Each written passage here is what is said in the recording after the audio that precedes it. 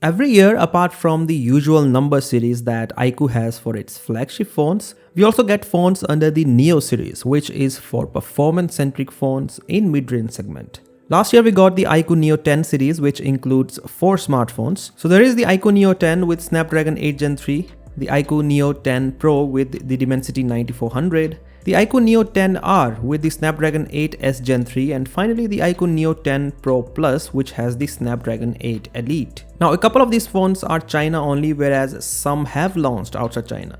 Anyways, the brand is preparing to launch its flagship, the iQOO 15, with the all-new Snapdragon 8 Elite Gen 5 chipset. And alongside that phone, we may also get the iQOO Neo 11.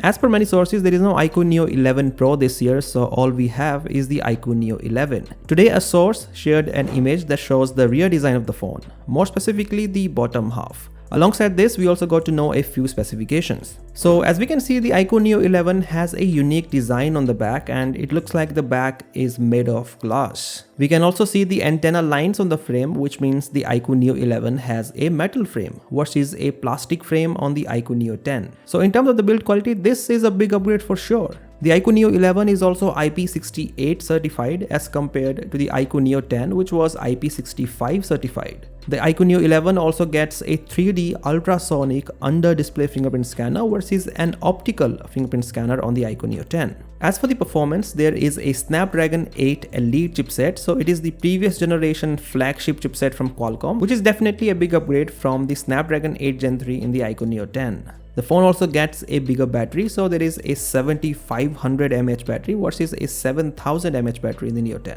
While the iQOO Neo 10 had a 1.5K resolution panel, the iQOO Neo 11 gets a Quad HD Plus OLED panel.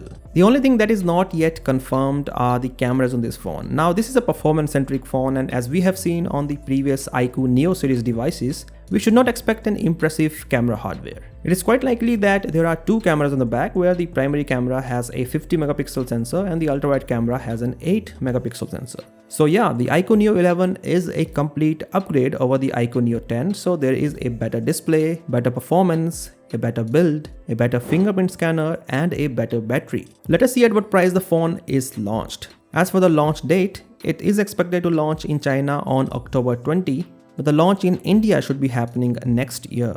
So what do you think of the upgrades? Do let me know via the comment section below, and as always, I'll catch you in the next one.